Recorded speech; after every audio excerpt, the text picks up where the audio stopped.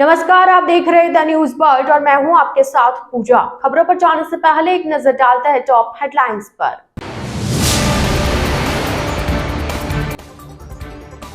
धारा 144 लागू, ध्वनि विस्तारक यंत्रों पर रोक।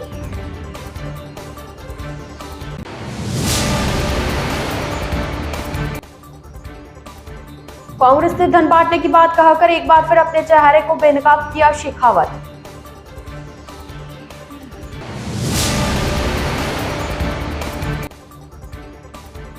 संजीवनी पीड़ित संघ ने मांगा न्याय, वोट बहिष्कार की चेतावनी।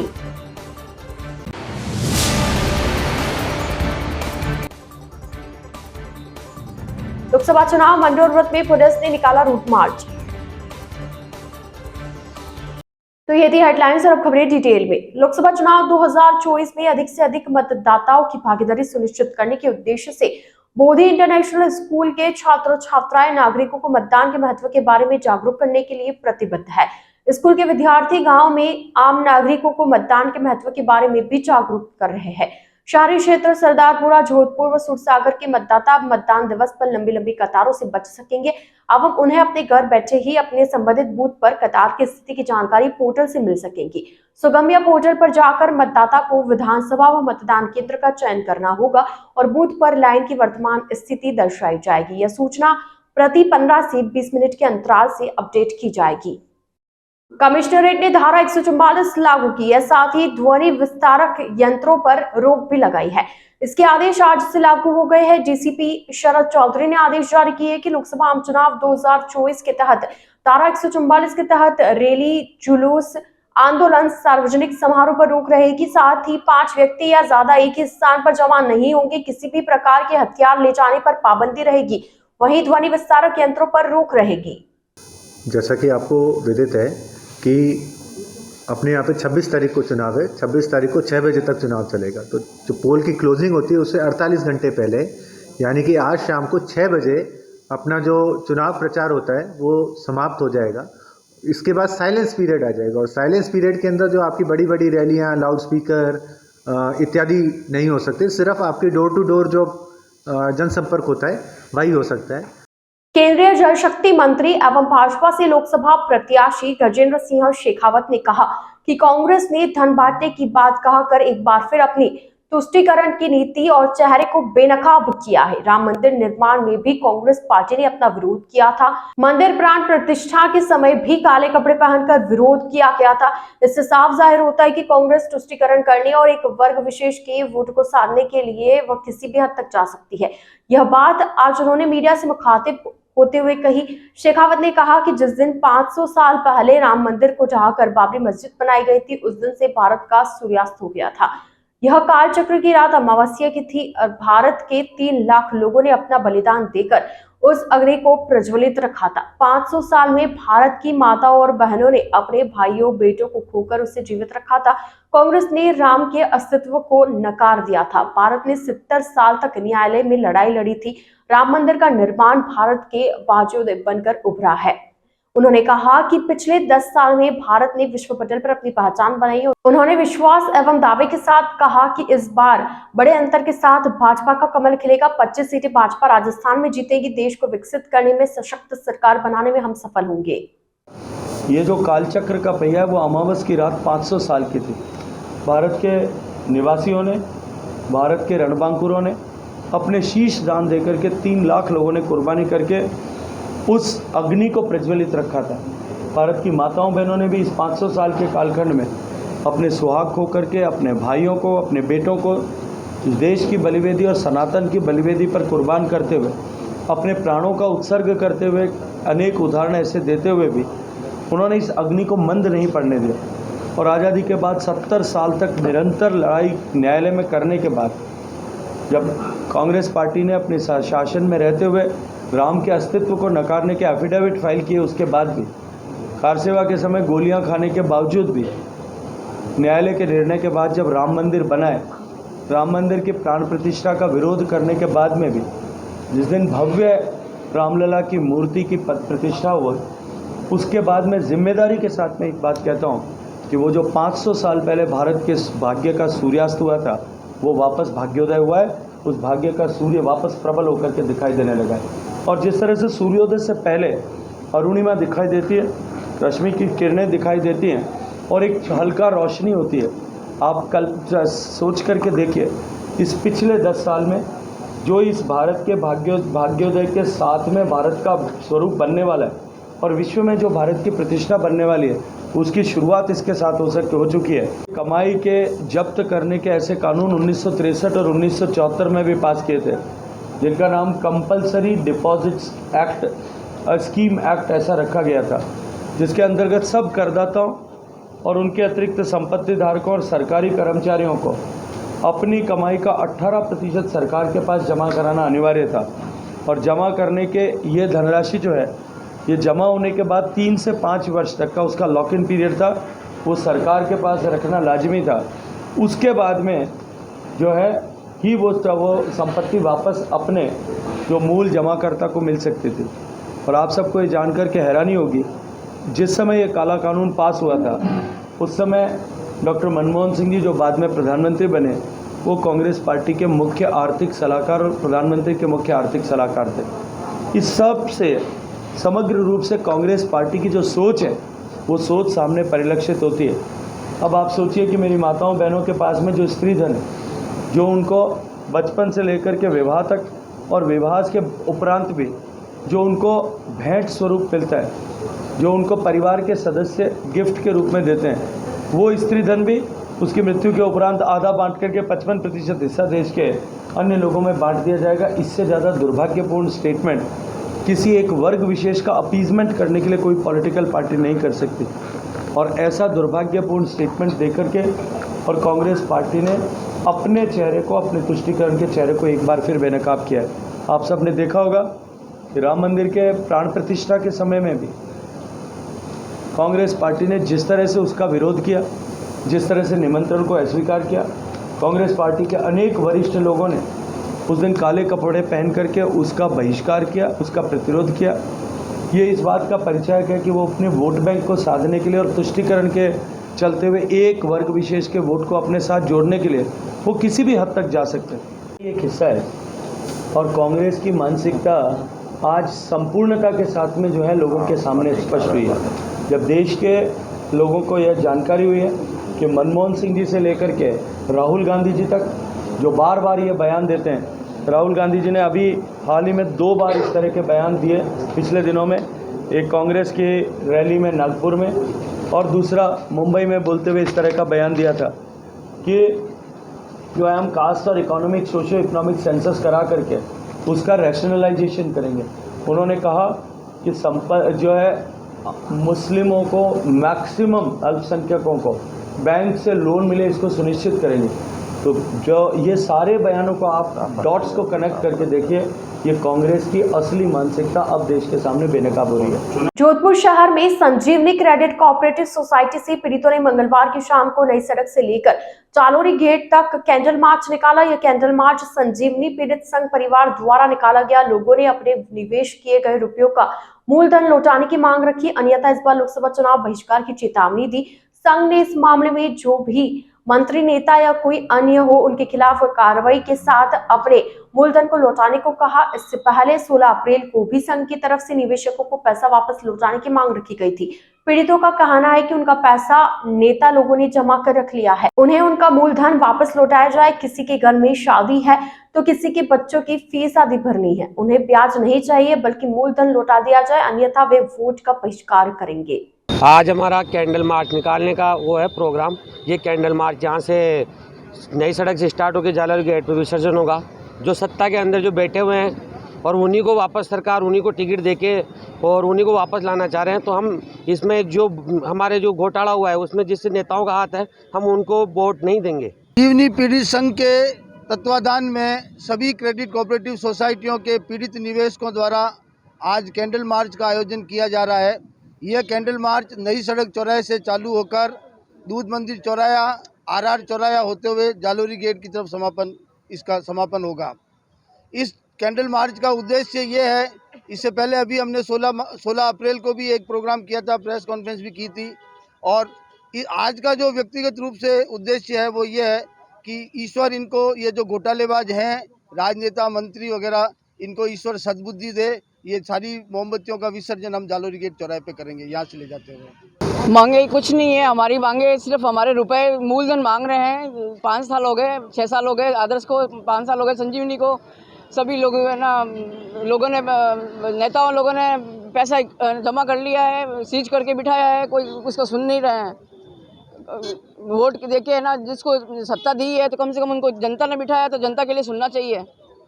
कोई मर रहा है, कोई कहीं कुछ भी हो रहा है, कोई सारे पैसे लगा दिए, कोई रिटायरमेंट लोगों ने लगा दिए, कोई बच्चों की शादियां करनी है, कोई कुछ नहीं है, कोई सुनने वाला नहीं है। आपकी क्या मांग है? हमारी मांग है हमारा मूलधन दे दो सद्बुद्धि से, और नहीं तो फिर ऊपर वाले की लाठी चलेगी, ऊपर वाले की लाठी चलेगी, सब पता चल जाएगा उनको। हम तो वोट नहीं दे रहे हैं बिल्कुल, किसी को भी वोट का बहिष्कार कर रहे हैं, बिल्कुल बहिष्कार कर रहे हैं। अंधी राजनीति वाले को लेना ही नहीं, वो धृतराष्ट्र वाली है वही कहानी है, बस महाभारत छिड़ेगा, ऊपर वाला महाभारत आएगा, श्री कृष्ण आएगा।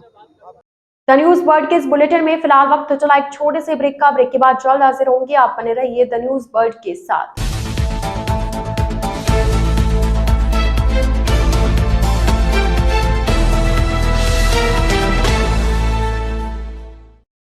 ब्रेक के बाद आपका स्वागत है। अखंड सुहाग की कामना और घर में खुशहाली के लिए 16 दिन तक मनाया जाने वाला पर्व घनघोर महिलाओं में इसको लेकर उत्साह बना हुआ है। आज भी महिलाओं द्वारा व्रतोपवास किया गया। 27 अप्रैल को धिंगा गवर मेले के दिन इसका समापन होगा।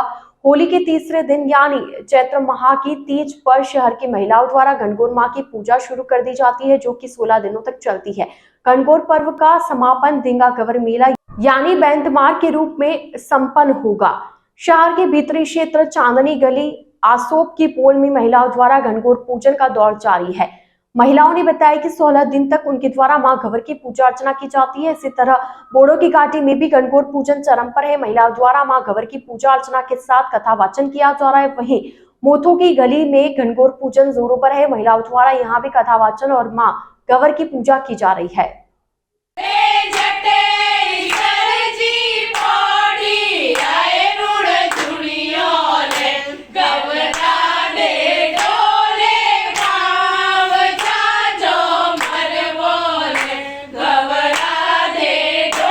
माने घणी घणी खो मां मैं सब तीजणियों घनघोर पूजो और आदि चैत्र यानी चैत्र शुक्ल पक्ष से तीज शुरू करो और बैसाख कृष्ण पक्ष से तीज ने पूर्ण भोलावणी हुए। 16 दिन तक पूजो, 16 था घरों डोरो बनाओ, 16 घाटो देवो और वे घाटो जिकी भी मनोकामना मांगो वह मनोकामना पूरी हुए। 16 दिन तक मैं खूब धूमधाम घनघोर पूजा करो, अलग अलग स्वांग बनिया करो और अलग अलग आप जिकी भी कामना है वह मांगे करो। घनघोर माता मोरी कामना पूरी करे। मैंने घनघोर पूजती 38 साल की और भी मारे तीजणियों है कि नहीं 40 हो गया कि नहीं 42 हो गया कि नहीं 10 साल कि नहीं 15 साल और नई नई तीजणियाँ रोज आवे और नई अलग आप अपनी मनोकामना पूरी करने खुशी पास जावे। बोल गवर माता की जय।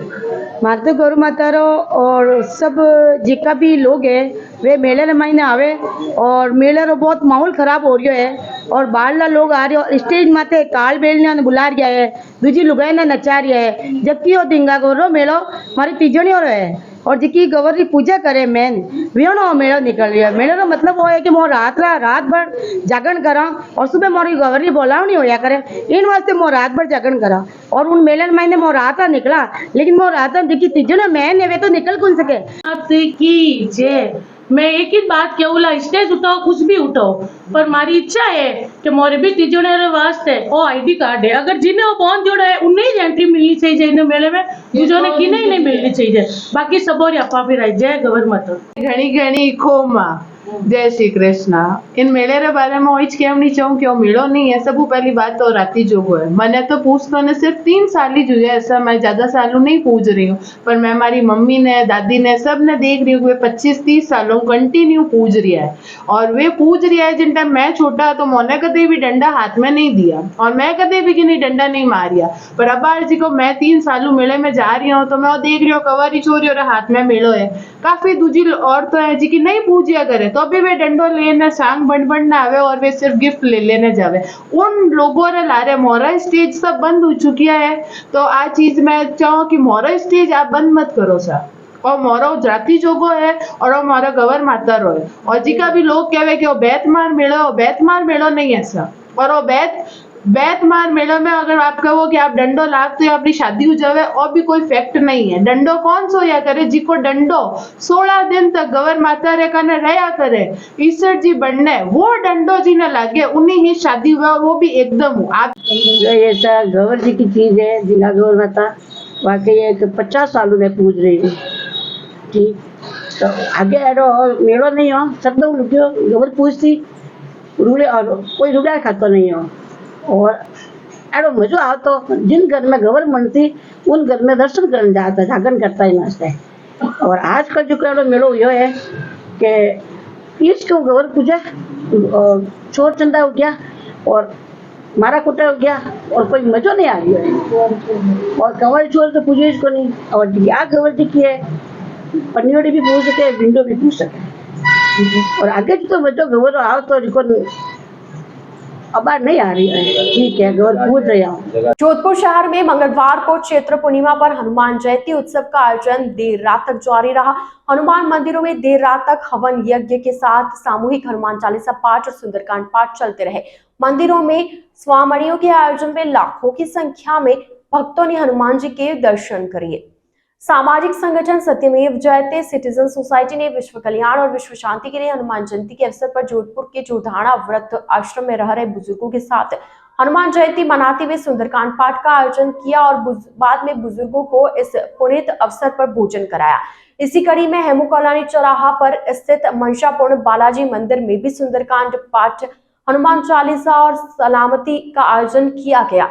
मंदिर के पुजारी पंडित रमेश ने बताया कि इस दौरान फूल मंजली और विशेष आरती का आयोजन किया गया। वहीं जय Narayan Vyas colony new Chandpur road स्थित श्री बालाजी मंदिर में धूमधाम से हनुमान जन्मोत्सव मनाया गया, जिसमें फूल मंडली, सुंदरकांड पाठ और प्रसादी का आयोजन रखा गया। मेला आयोजक दीपक बेड़ा और बालाजी विकास समिति और जैन वीसी विधानसभा ग्रुप के द्वारा आयोजन किया गया।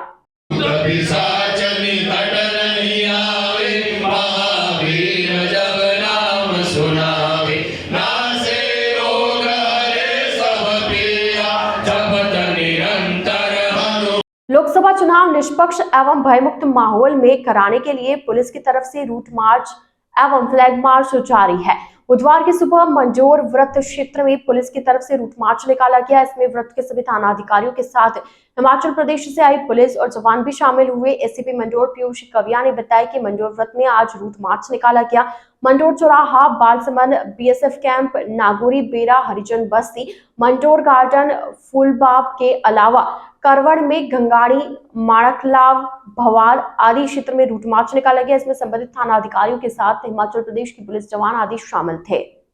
जोधपुर शहर में नेक्सा एवरग्रीन कंपनी संचालकों पर 2 और धोखाधड़ी के प्रकरण दर्ज हुए हैं। अब तक कमिश्नरेट में 2 दर्जन से ज्यादा प्रकरण ठगी के दर्ज हो चुके हैं। इस बार महामंदिर थाने में एक साथ 2 मामले दर्ज कराए गए हैं, जिनमें 37 लाख की ठगी करना बताया गया है। पीड़ित दंपति की तरफ से यह केस दर्ज कराए गए हैं। रोजाना पीड़ित सामने आ रहे हैं। महामंदिर पुलिस ने बताया कि करवड़ निवासी हितेंद्र सिंह पुत्र सुरेंद्र सिंह ने रिपोर्ट दी है। इसमें बताया गया कि पावटा सी रोड महामंदिर क्षेत्र में स्थित नेक्सा एवरग्रीन एनर्जी के डायरेक्टर रणवीर विजानिया, पार्टनर सुभाष विजानिया, बीरबल तेतरवाला, सुरेंद्र पुत्र चंद्र सिंह और पूर्ण कंवर पत्नी सुरेंद्र सिंह ने उसको और उसकी पत्नी सोनू कंवर को 14 माह में राशि दुगनी करने का झांसा देकर उनसे 13,50,000 रुपए और उसकी पत्नी सोनू कंवर से 23,50,000 रुपए की राशि ले ली। सीकर शहर में बुधवार को स्थानीय भारतीय शिक्षण संस्थान द्वारा साफ सफाई एवं प्रतिबंधित प्लास्टिक बैग का उपयोग न करने के लिए जागरूक करने के लिए घंटाघर के पास एक नुक्कड़ नाटक का आयोजन किया गया। नुक्कड़ नाटक में भारतीय स्कूल के बच्चों ने बड़ी शानदार तरीके से नाटक के माध्यम से स्थानीय लोगों को साफ सफाई एवं प्रतिबंधित प्लास्टिक कैरी बैग उपयोग न करने का संदेश दिया। इस दौरान भारतीय स्कूल की तरफ से बाजार के व्यापारियों को मुफ्त में कपड़े के बैग भी वितरित किए। नुक्कड़ नाटक में भारतीय स्कूल के करीब 50 बच्चों ने हिस्सा लिया। स्कूल संस्थान के सचिव कविता महला ने सहित स्कूल स्टाफ भी वहां पर मौजूद रहा। बाजार के व्यापारियों ने बच्चों के इस कार्य के लिए सराहना भी की। मोहल्ले में कूड़ा है या कूड़े में मोहल्ला, सब एक ही है। मोहल्ले में कूड़ा है या कूड़े में मोहल्ला, सब एक ही है, सब एक ही है। जिला निर्वाचन अधिकारी एवं कलेक्टर गौरव अग्रवाल ने कहा कि आज शाम 6 बजे से प्रतीक रैलियां और बाइक प्रचार थम गया। अब प्रत्याशी साइलेंट पर डोर टू डोर प्रचार कर पाएंगे। 26 जोधपुर संसदीय क्षेत्र में मतदान होना है। इसके लिए पोलिंग पार्टियों की आने की गुरुवार की सुबह से होगी। इसकी तैयारियां पूरी कर ली गई है। उन्होंने बताया कि इसके लिए storage centre polytechnic college, girls college में की जाएगी। वहीं से पोलिंग पार्टियों की रवानगी होगी। 2566 एवं 98 बूथ है। प्रत्येक बूथ पर एक पोलिंग पार्टी जाती है। एक पोलिंग पार्टी में 4 लोग होते हैं। जाब्ता भी उस हिसाब से भेजा जाता है। निर्वाचन अधिकारी अग्रवाल ने बताया कि कल मतदान दलों की 2 से रवानगी की जाएगी। कल 100 बजे दूर दराज पोलिंग पार्टी रवाना किया जाएगा। वहीं दूसरी पार्टी को भी सुबह तक रवाना किया जाएगा। कल 25 तारीख को सुबह हमारी 10 विधानसभा क्षेत्रों के लिए यहाँ से पोलिंग पार्टीज की रवानगी की जाएगी। पोलिंग पार्टीज के सारे जो मटेरियल, सारी ईवीएम्स ये सब तैयार की जा चुकी हैं।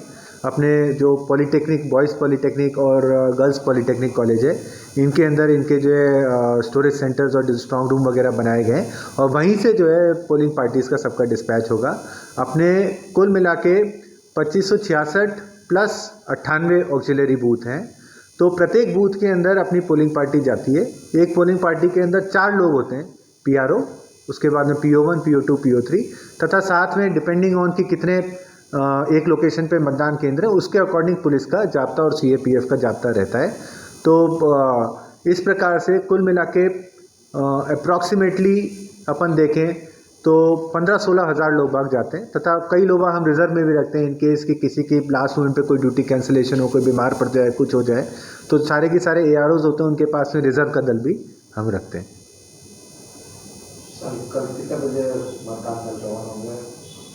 मतदान दलों की 2 शिफ्टों के अंदर रवानगी की जाएगी। पहली शिफ्ट को हमने कल अर्ली मॉर्निंग बुलाया है तथा हमारा टारगेट ये रहेगा जो जैसे अपने दूर दराज की जो विधानसभाएं होती हैं, जैसे फलौदी हो गया, लोहावट हो गया, इन सबको हम जो है फर्स्ट शिफ्ट के अंदर रवाना करेंगे। हमारा टारगेट ये रहेगा कल सुबह 9 बजे तक हम पहली शिफ्ट रवाना कर दें तथा उसके बाद में फिर अपने जो नियर बाई जो विधानसभा क्षेत्र होते हैं उनको सेकंड शिफ्ट के लिए बुलाया गया है तथा उनका भी हमारा टारगेट रहेगा कल मॉर्निंग आवर्स के अंदर ही हम उन्हें रवानगी कर दें उनकी सबकी सुनिश्चित। इलेक्शन कमीशन की तरफ से एक ये नवाचार भी किया जा रहा है कि प्रत्येक विधानसभा क्षेत्र के अंदर अपने 8 पिंक बूथ बनाए जाएंगे। इन्हीं को मॉडल पोलिंग स्टेशन के रूप में डेवलप किया जा रहा है, जहाँ पे अच्छे खासी साज सजावट होगी। सारी की सारी जो हमारी पोलिंग पार्टीज़ हैं सभी महिलाएं लगेंगी, वही पूरे के पूरे बूथ का संचालन करेंगी। वहाँ पे सेल्फी पॉइंट्स इत्यादि भी ये सब लगाए जाएंगे तथा साथ ही एक दिव्यांग बूथ भी लगाया जा रहा है, जहाँ के अंदर पूरी पोलिंग पार्टी हमारी दिव्यांग हो। द न्यूज बर्ड के इस बुलेटिन में फिलहाल के लिए इतना ही। आइए चलते चलते एक बार फिर नजर डालते आज की टॉप हेडलाइंस पर। धारा 144 लागू, ध्वनि विस्तारक यंत्रों पर रोक।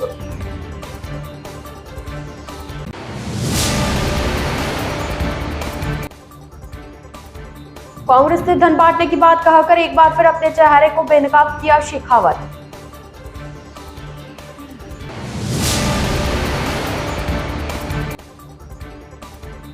संजीवनी पीड़ित संघ ने मांगा न्याय, वोट बहिष्कार की चेतावनी।